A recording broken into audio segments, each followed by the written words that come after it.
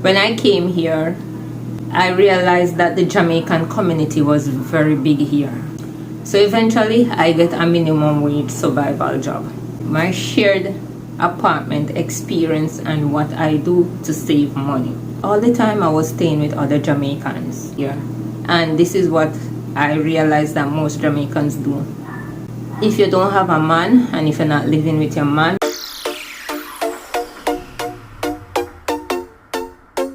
welcome back to my channel. This is Choices by Kim, and today I am going to talk about renting apartment in Trinidad and Tobago. What are the pros and the cons? But before I get into the video, please remember to like, comment and subscribe, because this helps to grow my channel and it also helps to promote my videos on the YouTube algorithm. So now let's get into the video. When I came to Trinidad and Tobago, I didn't know anyone. I just went to the airport in Jamaica, came on a plane. It was that easy, and no, I wasn't scared of anything. I wasn't worried about anything. I had a former co-worker here. So one day I was on Facebook and I saw her online and I said, hey, what's up?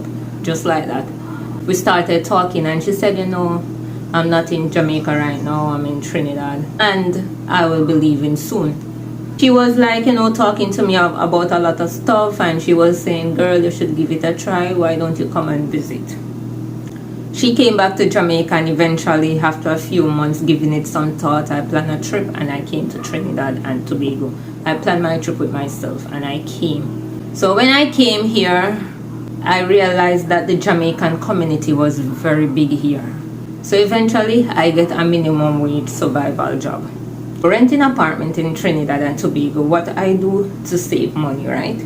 My shared apartment experience was staying with other Jamaicans. The Jamaican community is very big here, and this is what I realized that most Jamaicans do. If you don't have a man, and if you're not living with your man, most of them will come together and rent an apartment, and that was my situation as well. So I met other Jamaicans here, we team up together and we rented an apartment. A lot of landlords is against this. When you rent an apartment from them, they will tell you, listen, this one bedroom apartment is for 2 persons, this studio apartment is for single person, no children, no partners. That was one of my challenges that I faced when I came here and trying to save money by shared apartment. So when you rent a 1 bedroom, for example, you might rent a 1 bedroom apartment and you'll turn that living room into a room. Or if the room is big enough, you can put in 2 beds in the room and 2 persons share that room. Maybe a next person is in the living room, and that is how they do it, depending on the size of the room. So the pro to this is that you save money. It teach you to be responsible, because there's a lot of persons in your space and you have to be neat, you have to be tidy. If you know that you use the bathroom, you create any mess, you clean up the mess. Likewise with the kitchen, if you know you cook, somebody else will be coming to cook, somebody else will be coming to do something in the kitchen. So as soon as you finish, you just have to clean up and leave the place tidy for the next person. So yes, it teaches you to be responsible. You also get to understand people more, their preferences. Sometimes you just don't really know this person, you only see them or you hear of them. But then when you get to live with them, then you will get the opportunity to understand and to see how this person really is. The con to this is that a lot of homeowners, they do not want this type of lifestyle, because they said it damaged their apartment, it put a lot of wear and tear on the apartment, on the furnitures in the apartment, because we just come here too. So in most cases you will start out with a furnished apartment until you're able to buy your little furniture and stuff to move in your own unfurnished apartment. Some persons continue to stay in a furnished apartment because they won't be staying for a long time, which is quite understandable. So the renting these apartments include all utilities, light, water, internet, and in some cases you might get cable. Different apartments will offer different things, and the more things you have access to is the higher the rent. So the more comfortable you are is the more money you have to pay. The downside of this, some persons can be messy, some persons can be loud, some persons can be very disrespectful, and not everybody can strive well in certain environment.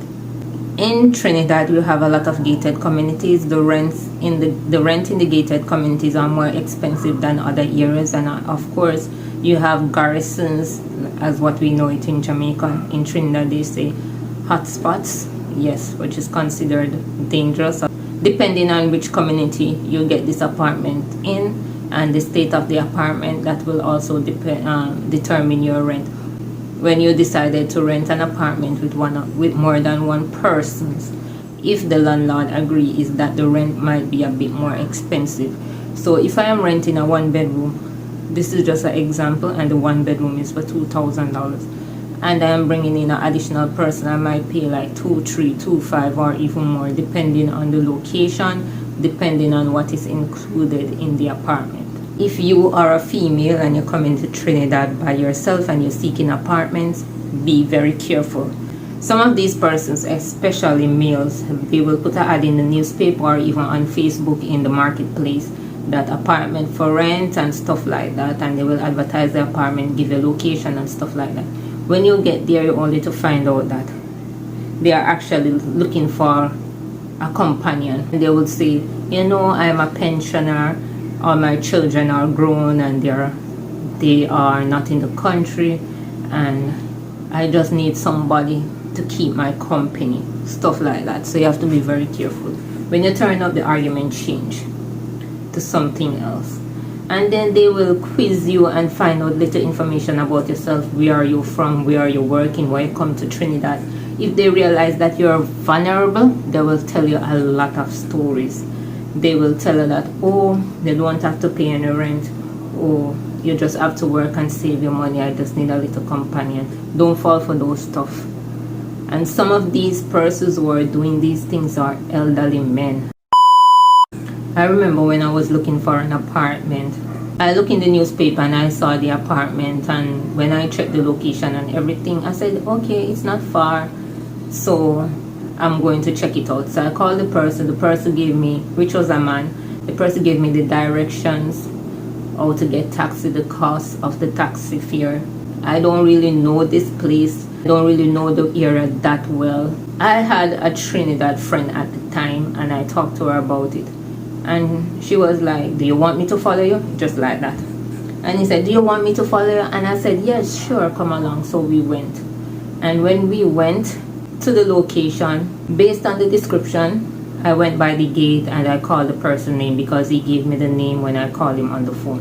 When the person came outside, the person said, I thought it was one person who wanted an apartment to rent. So I said, yes, it is one person, but I'm here with my friend. And the person was like, why do you come with a friend? Do you think that I'm going to hurt you? Do you think that I'm going to do anything? And the man was carrying on and on and on. I said, no, nothing like that. I don't really know the area. And my friend, she actually knows the area, so I asked her to come with me. When I told the man that, the man said, okay, and he opened the gate, so I went inside. So when I went inside, which means inside the yard, I'm not in the house as yet. So when I got into the yard, I just picking up some negative energy, and I said to the man, unfortunately, I have to go to work, so I cannot stay here too long. So if it is possible, let me just look at the apartment. The man changed the topic all over again. He wants to know where I work, what kind of work I do, and is the work paying enough, stuff like that. I know you might ask these questions because you want to know that if I am in a position to pay the rent, but that was not the case of this man. He's actually looking for a companion according to him. So I was a bit reluctant answering these questions, but anyway, I said I'm already here, so let me just answer. But in the back of my mind, I was like, you know, this man don't sound, something about this man and his conversation. So I said, you know what, I don't think I will take this apartment even if he gives it to me, because there is something other about this man. So anyway, I said, let me just go and check the apartment. To my surprise, the man said, you can come, which is me, I can come and view the apartment, but my friend cannot come inside. So my friend has to stay outside while I go inside and view the apartment. And I said, no. I said, no, not like that. My friend and I came here. We are not going to stay in your apartment. We are not going to take anything from your apartment. Why my friend cannot come inside the apartment with me to view the apartment? He disagreed. So when he disagreed, my friend, as I said, she's a Trinidadian. So my friend said, hey girl, let we go. And she pulled me out of the yard and said, you see that man crazy? That man is onto something. I want to encourage you to take anything there. And I want to encourage you to live there. I want to encourage you to rent anything from him. Let's go. And we went our way. On my way back, my phone rang. When I look at my phone, I realized it is the same man calling again. So the man was like, he called to tell me that I was disrespectful and all he wanted to do was help me, and he likes to help foreigners because, you know, we as foreigners, when we come here, we come for a better life and we come to achieve something, and all he wanted to do was to help me by providing a place for me to stay. And I let my friend steal that opportunity away from me. He didn't really like how my friend was behaving. She wasn't saying much, but you know, the body language was saying something else. Until when the man said, I can come inside to view the apartment, but my friend cannot come. That is when my friend said something and pulled me out of the yard and we went away. So I am saying this to say that be careful of some of these ads that you see in the newspaper. Be careful of some of the things that people tell you when it comes on to apartments, when it comes on to jobs. The same thing with jobs too. I remember once also in the newspaper, I saw this ad and I said, based on the description, I think this is something that I can do. So it was to work in a restaurant. When I called the number, a male responded. And I introduced myself and I told him that I was calling in regards to the ad that I saw in the newspaper. And the man said, oh, yes. Are you interested? I said, yes. Where are you from? I tell him.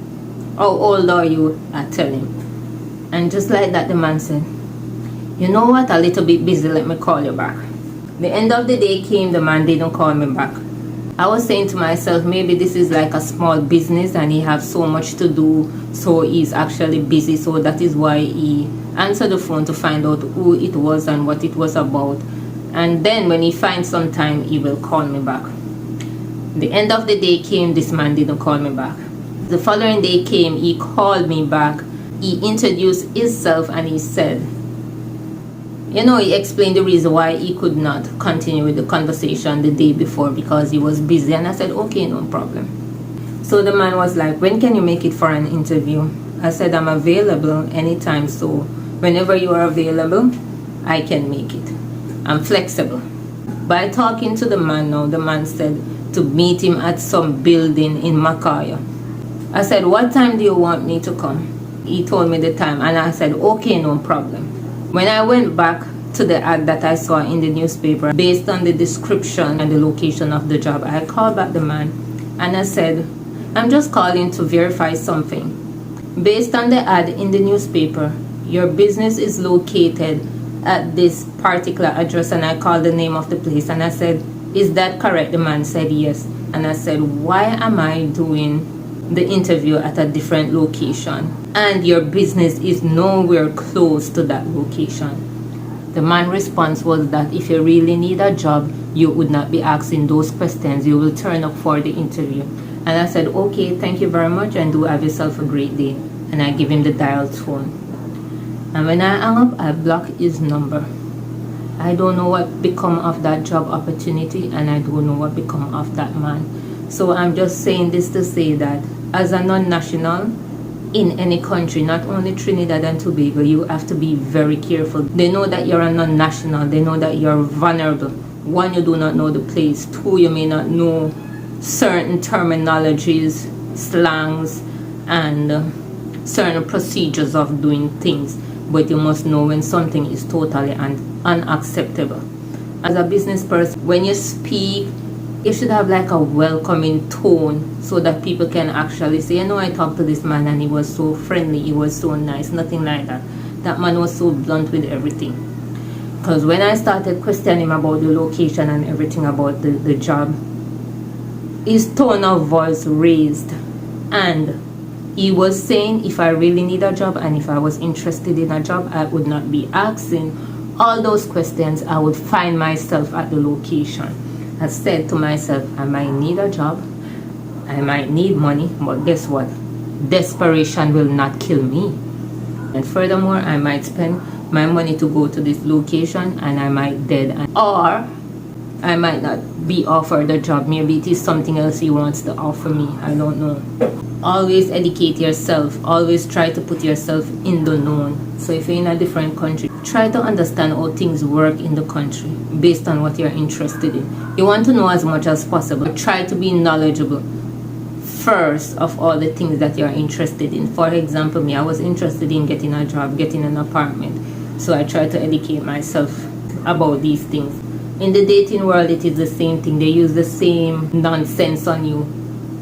Oh, I can help you. I can do this for you. I can give you this. I can give you that. I know that you come here for a better life. I know you come here because you want a change. Give me the opportunity to help you to make the change in your life. Imagine that. I tell you guys, a lot of persons listen to these nonsense and fall for these traps. And you see, when they get in, it is the hardest thing to get out of. I am telling you, I know persons who find themselves in positions like these and they just cannot get out. You know why? Because people are not being truthful. Everybody lies sometimes. But if you listen sometimes to how these people talk, you can always track the lie, pick up the lie, tell yourself that, listen, this is not good for me. Once you have to tell a lie to persuade somebody to do something or to give you something, it is not good. It is not healthy. Do your homework, as I always say. Don't let anybody deceive you. Because sometimes some of the people who want to help you, they want help themselves. It is a scam. Don't believe it. Caribbean people are very friendly. Some of them, they're very sweet. So you need to know what makes sense from what don't make sense. Okay guys, that's it for this video. Don't forget to like, comment, share and subscribe, and I will see you in the next video. Adios.